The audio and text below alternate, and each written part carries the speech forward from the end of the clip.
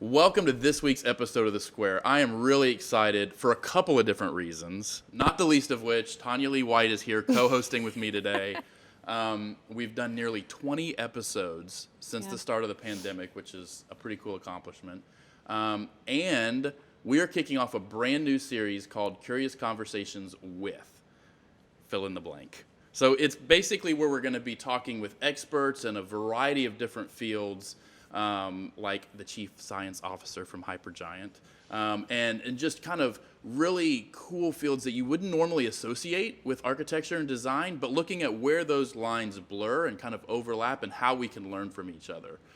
So as I mentioned, our first Curious Conversation with Kristina Libby is happening today, and she is the Chief Science Officer for Hypergiant. Tell me a little bit about Hypergiant. Yeah, and I'm sure, Kristina, you'll dive into a little bit more detail, but Hypergiant is based here in DFW. They're an emerging AI company, and they focus on space, defense, and critical infrastructure. And so before we kind of start diving into AI and its applications, I think it would be great if, Kristina, you could just tell us, a little bit about what your day-to-day looks like as a chief science officer. That's not a title that I hear very often. So just kind of tell us, what's your day-to-day like, and what's it like at Hypergiant?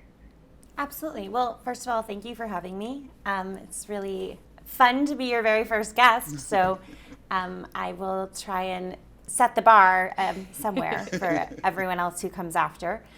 As a chief science officer, I have a really interesting job. So a lot of my job is focused on what is happening in the world, and not just in the world of science, but sort of in the world contextually in general, and trying to figure out what are areas for us to think about. Are there new technologies that are coming that we haven't seen before? Are there new areas of technology that are sort of bubbling up in an interesting way, where maybe we can apply artificial intelligence or something else that we as a company have expertise in, and scale really rapidly in that area. Sometimes I talk about it like being a bit of a puzzle solver, right? So we know that we have some things that work together here, and we have some really good skills as a company, and then trying to look at what is happening in the world and figuring out where maybe our puzzle piece goes in an unexpected way that creates a lot of opportunity for our business. And so what that means on a day-to-day basis is I read a lot, constantly, sort of all the books and the news and what's happening. And I meet a lot of people, and I have a lot of conversations and try and figure out what other people are excited about and what they think that's coming is interesting. And also what maybe people are worried about. So what's happening in the world, what are the security challenges or the social challenges or the environmental challenges that technology is going to step into to try and address. Hence the super cool library behind you, which we were commenting about how well color organized it was before the show started. So tell me a little bit about how you got into this, because it seems like, it seems like such a cool job. How is that something that you kind of step into? Yeah, so for me, it's been a really rather strange career path. So academically, I have a master's degree in international security, and I really focused on genocide and sort of broad security challenges. And then I left that sort of academic setting, and I didn't go into a traditional job in the field. So I worked in a bunch of different spaces. I worked in PR for a while. I worked in marketing. And then I spent a number of years really kind of working at the intersection of high tech and different types of storytelling. And I just became really familiar with technical things. So I'm not a scientist by trade. I don't have a science degree. What I do have is an ability to understand really complicated scientific topics and figure out how that intersects with business needs and also with sort of broader cultural and social trends. And I think that's just about not being scared of technology, which I think a lot of people are, right? We have this like, oh, that's too complicated. I'm not going to take the time to understand it. But ultimately, all science should be something that we can sort of understand in small sentences or even sound bites, ultimately. because it's about our lives and how we live and how we operate. And so I think developing sort of a familiarity with that led me into this opportunity where I get to talk to really brilliant scientists all the time, but I don't actually have to be in a lab with like a pipette or, some kind of microscope looking at things every day, which I don't have the temperament for. So it was there, because one of the things that we always ask the guests is, kind of about their personal why. So was there a point in which you knew like science or humanity was going to be the thing that you really was going to fulfill you in life? I don't know that I think it's that simple. So for me, it's a really interesting question because so right now I'm really obsessed with this question about why are we human, right? Like what are we here doing together? And why? And what is driving that? And how do we create a unified vision of the future that isn't dystopian, right? So most of the time when we're talking about the future now, you hear all of these views of like AI superlords and the world is falling apart. And it's like, I live in New York City right now, right? And like everyone and their brother has written an article about the death of New York City. And you're just like, okay, so what are we gonna do here? What is the world we want to make? And that question, I think, is what's really driving me at the moment. And I think one of the avenues to answer that question is looking at things like science and technology. Now, there's a bunch of other avenues that we have to undertake at the same time. And so I don't know that I find science fulfilling. I don't even know that I find that the answer to this question will be fulfilling, but I find myself fulfilled by being engaged in sort of an active dialogue about what are we trying to do here? And what is the purpose of that? And why do we want to engage in it? I was thinking this morning that, we look at so many boxes to put people in. Like this person is a creative, or this person is a scientist, or an engineer. And I want to be a creator, right? Like I want to be involved in sort of this like dynamic expression of creating a world and a society that I can be really proud of. And that, I think, would be fulfilling. I also, I don't know, I think in decades and decades. And so I don't want to be fulfilled right now, right? Like I want to be hungry for a really long time. I don't want to retire at 40 and just sort of look at the world in contentment for another 50 years. Like I want to be constantly seeking out what can be fulfilling. I love that. It's really about like the journey. It's about the struggle, and I think that may be one of the best answers we've ever had. Agreed. Trying to set the bar. So you've taught at NYU, you've taught at University of Florida. Go Gators! Go I'm very Gators! Proudly wearing my Go Gator shirt. You've worked at Microsoft. How did you get interested in the field of artificial intelligence? Why this field? The cutting edge of science is a really interesting place to be, right? So when I was at Microsoft, I got to spend a lot of time with the research team at Microsoft. They're in Building 99, and they're thinking about quantum computing. They're thinking about settling on Mars. They're thinking about sort of all of these really big questions.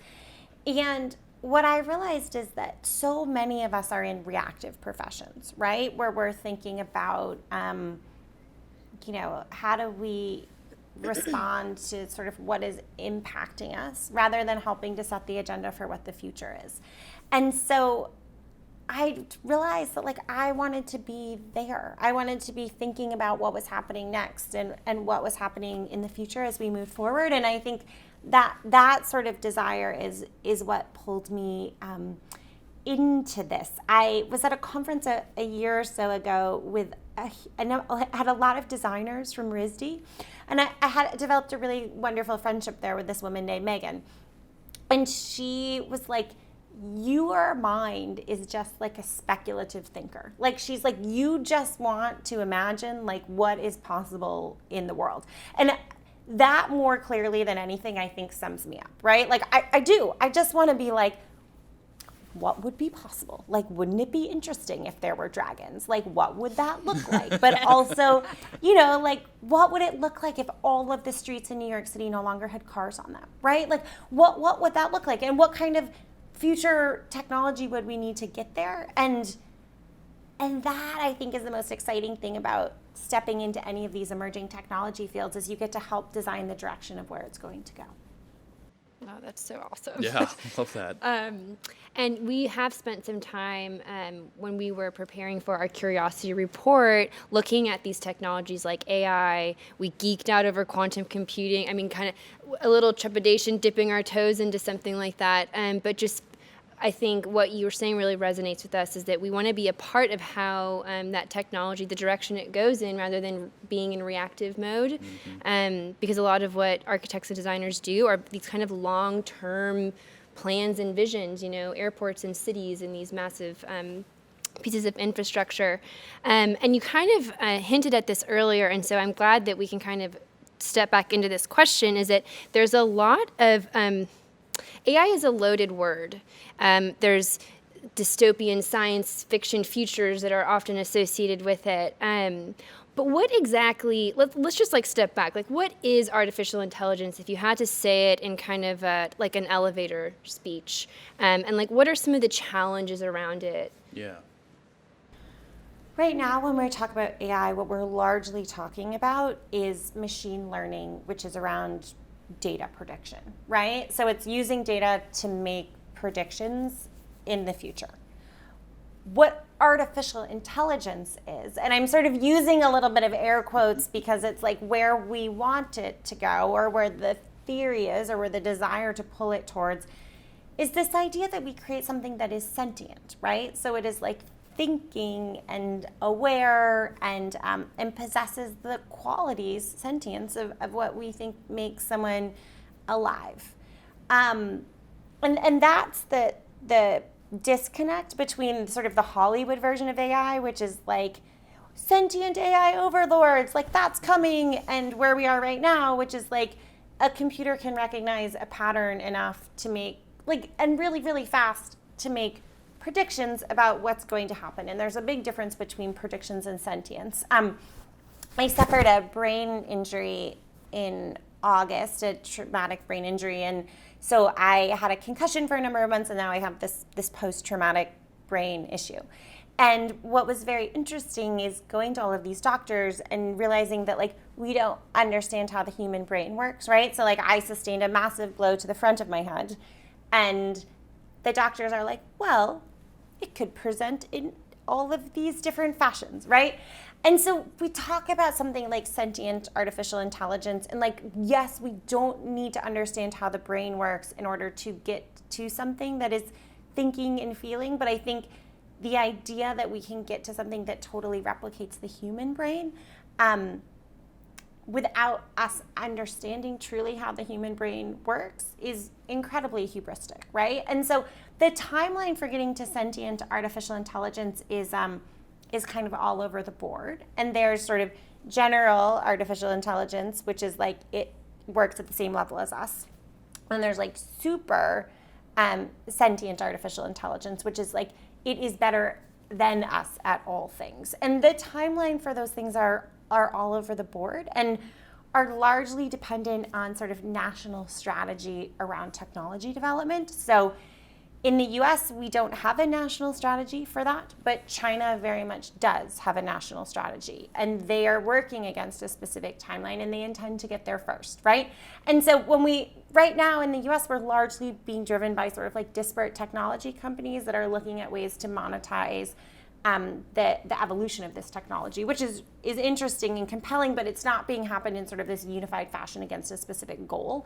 And so where we get to is what happens at any point where you go on an adventure without a specific goal, and you end up wherever you end up, as opposed to being I'm going to go on an adventure, and I'm going to hike a mountain, and I'm going to go whitewater rafting, and I'm going to end up in Utah, right? And so we are on this sort of randomized path in the US right now.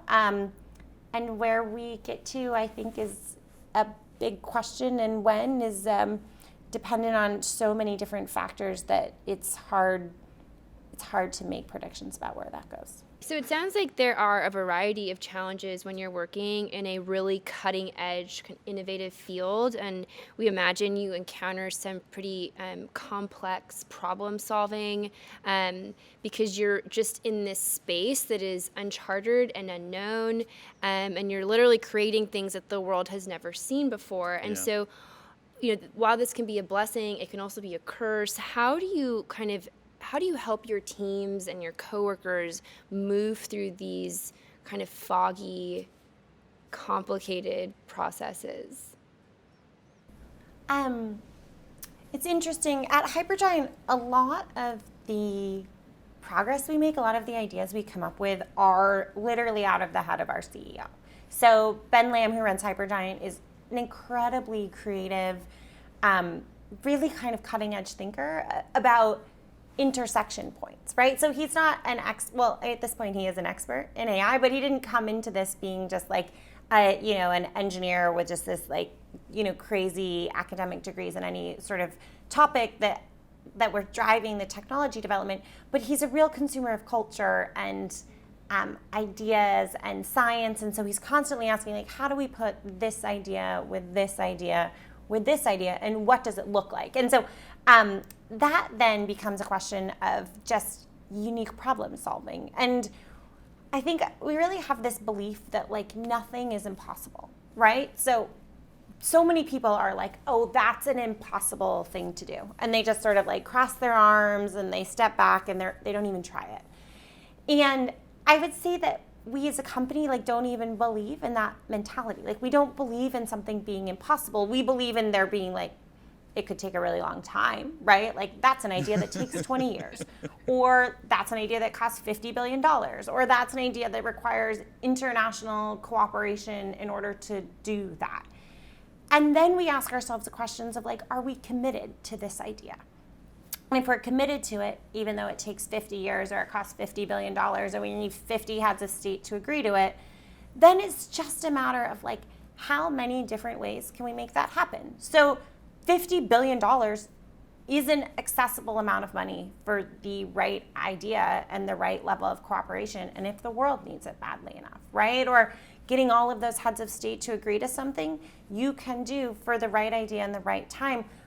I think the big thing to that kind of problem solving is just not seeing hurdles as something to stop you, but seeing hurdles as a puzzle that you're trying to figure out a way around. And that's exciting, right? It's everyone comes across a bunch of roadblocks, and what you do with that roadblock is, I think, a big signifier of your personality. And I would say we as a company have this cultural personality that's roadblock. Are we gonna walk around it? Are we gonna jump over it? Are we going to build a time machine and go back in time and find a different way, right? There's a way around something. And I think to kind of encourage that in people is about creating a culture of that sort of method of thinking, right? Which is, yeah, it's hard and it's weird and it's strange and it's going to feel uncomfortable, but we're going to try and figure out a way around it. And to do that is, I think, it's an ideation question. It's just encouraging creativity and diversity of ideas and letting the weird ideas stick in the room. And I think that's how we get through those hard to solve challenges. So I love that there's this kind of intersection / blending of creativity and science, right? I mean, because those things are, I think, so often in conversations they are spoken about in silos, and you guys have blown those silos up and everything kind of mingles together.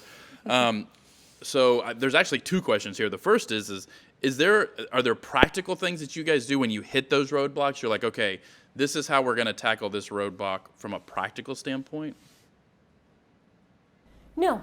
I mean, it's not, we don't have a process, right? It's not first we whiteboard things out and then we do X, Y, and Z other thing. And that can be really hard for people, right? We don't have an established process. And I think if we have a process, it's just comfort with chaos. Yeah. And and that is how we operate, right? And that is like a facet of our corporate culture, which is, especially because we're still quite young, right? We're 3 years old, and that in the industry we work in a space that is constantly changing, and looking at places like outer space where we're still just like, what does that look like? Are we ever going to Mars, right? Like it's changing. What it really requires is just comfort in a chaotic environment. I grew up one of 6 children, and so I grew up in a household where, like, if you found a quiet corner, good luck. It was probably quiet for like when you got there, and then no longer ever again, right? And so I had to learn how to function in like a place where 6 kids of 15 years between us needed different things at all times. We had 2 dogs, we had 3 cats. Like, it was just crazy in a way, but also this functioning organism, right? And everyone was able to meet their needs, or at least attempt to meet their needs, or work together to meet their needs within that space. And so I often think of a company that is growing up in the same way, that you have this really chaotic house, and in your home, like, processes for solving problems feels unnatural, right? It feels so corporate to instill that, instead of trying to instill like comfort within a situation that is constantly fluctuating and bending and morphing. I would say, though, if there's one thing that I have really come to in the past like year or 2 years about those situations, it's that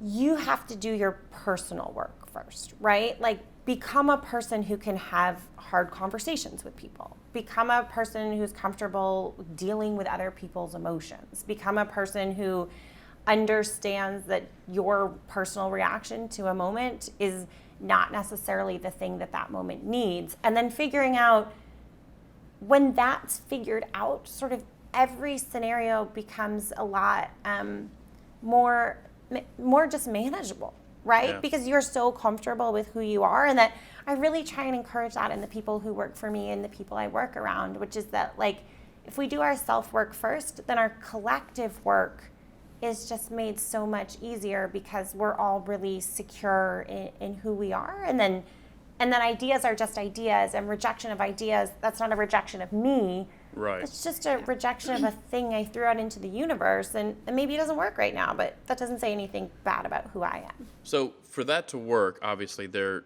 has to be a lot of trust, which I think is a really unique and kind of lightning in a bottle thing, that it's something when you have it, you have it, and when you don't have it, you don't have it. What happens, though, when you try to translate that into something that, at least at this point, doesn't have feelings, like AI? Like, for example, how can you take creativity as a challenge?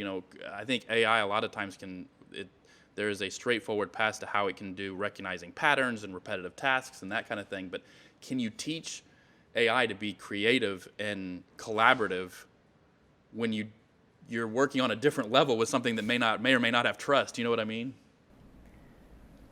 So I have a dog. I have a giant dog. He's 100 pounds, a 100-pound sheepadoodle. So he like looks like Nana from Peter Pan, and sort of like acts like the dog from Scooby-Doo. And I trust this dog, right? But this dog and I we don't have the same language, and we don't communicate the same way. And the reason that I trust the dog is because I have developed a relationship, right? I have like trained it to work for me and with me. And so we have this really mutually beneficial relationship. And my dog goes everywhere, right? Like, at every cafe, my dog rides the subway. I fly with my dog because we have a really close relationship. But can I teach my dog to be creative? I don't know. But what I can do with my dog is give it a different set of challenges to solve at different times. So, like, I recently started hiking. And when my dog is attempting to hike or go through sort of like a difficult challenge, I don't help him. I like try and wait and see how he can figure it out. But I do expose him to these instances, right?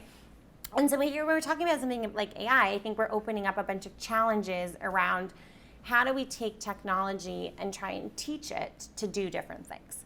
So in the same way that like we would teach a dog or an animal to do something, right? And like, could we increase the creative problem solving ability of that animal by exposing it to different things? So outside of Hypergiant, I do a bunch of other stuff. And one of the things is I paint, right? And so I was approached by someone to do a painting collaboration recently that was focused on, so she has a machine learning tool, right? AI, as we'll call it colloquially, that has ingested a bunch of data sources around female painters and then has made projections of new images that should be pleasing based on what those painters did. And then she approached a bunch of different artists to interpret what the bot did or the art, the AI into something else that then would be art. And so this has questions, right? Like, did that program she created create art? What is art? Is it being creative, or is it pulling off of other people's creativity, mashing them together into something that is somewhat pleasing? I will ask for permission to see if I can send you all the image. Yeah, that'd be cool. Her tool made and then I haven't started working on my submission yet, but it might be interesting for people to see this as well. So I'll send it along.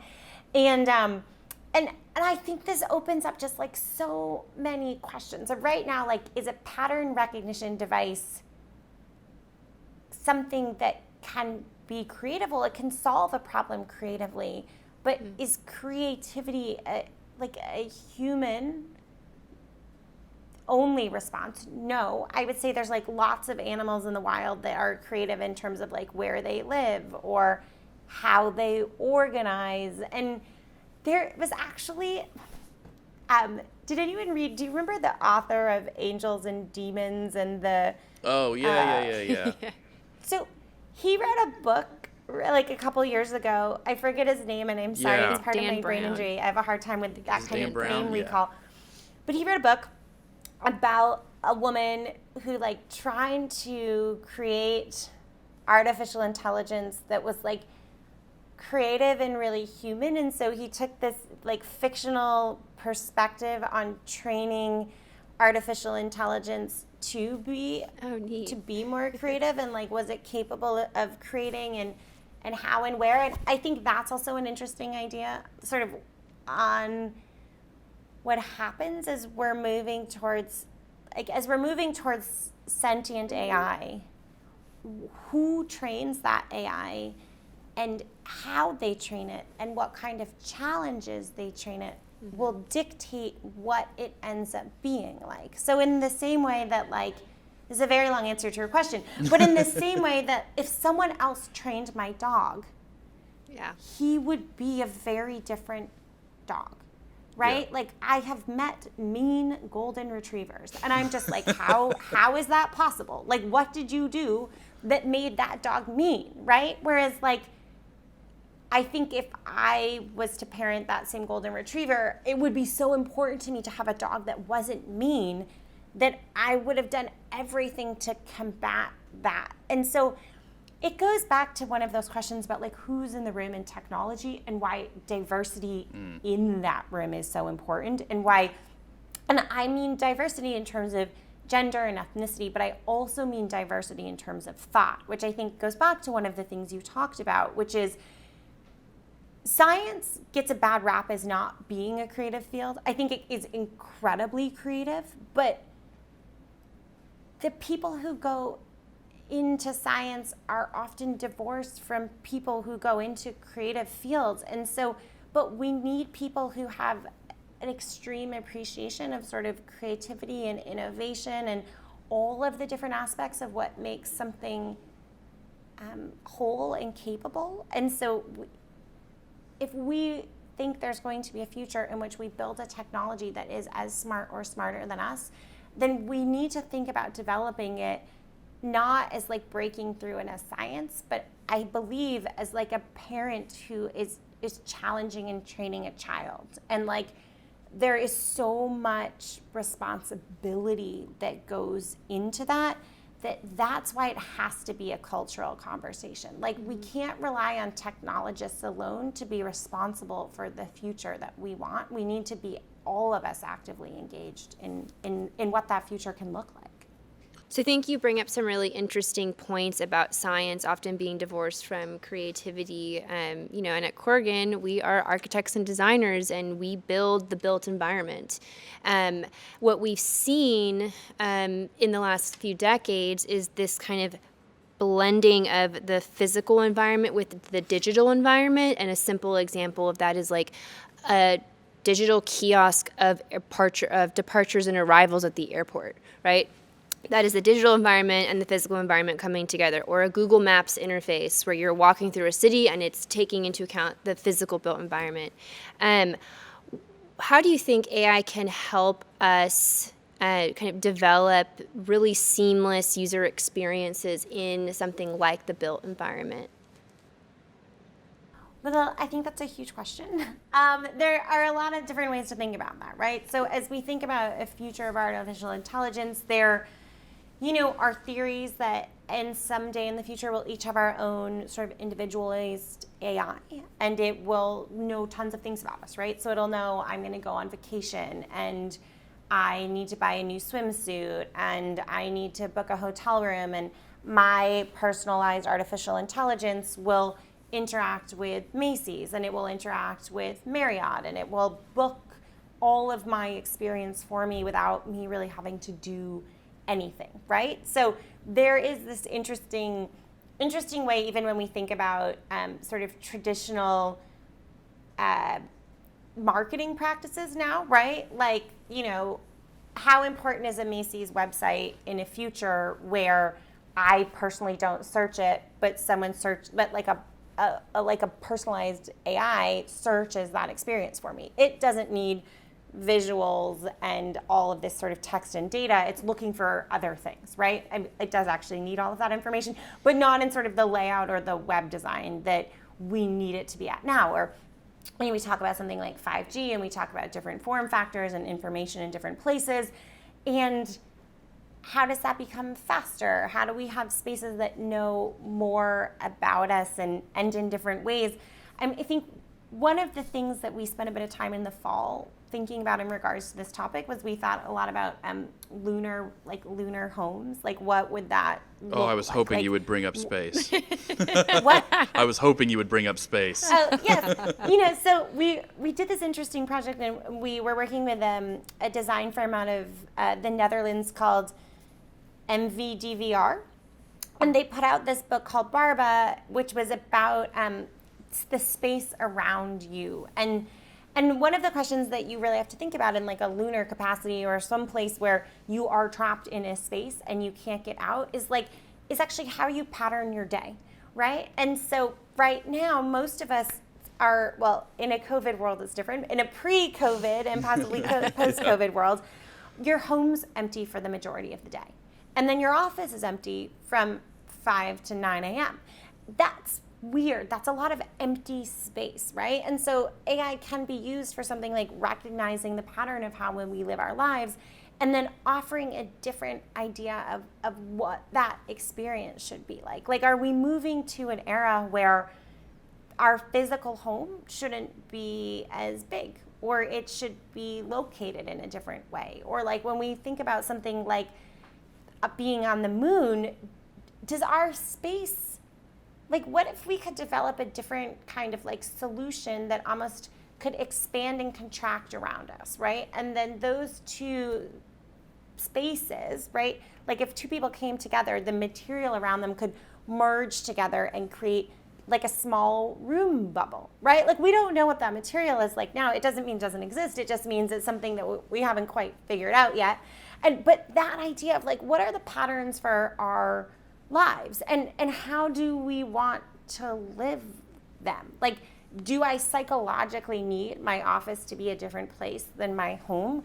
Or is that psychology just a holdover from when we were factory workers and that like we needed that distance? Like, now that I'm an information worker, am I kind of always thinking about my job? And so do I need difference in physical space? Or how do I pattern my life, and what could those patterns look like? Like, I just think the interesting thing about the constant sort of changing way that we're working and living at the moment is that we don't know what any of these technologies can do and how in the future. But what we do have the opportunity to say is, it's very important to me to have a workspace that is separate from my home space, or it's not important to me at all. Like, you know, or I want to be in an urban environment that is very walkable and very green and very engaging, or I want to live on a farm and I don't want to touch any people, and I want a life that like works in either of those places, right? And then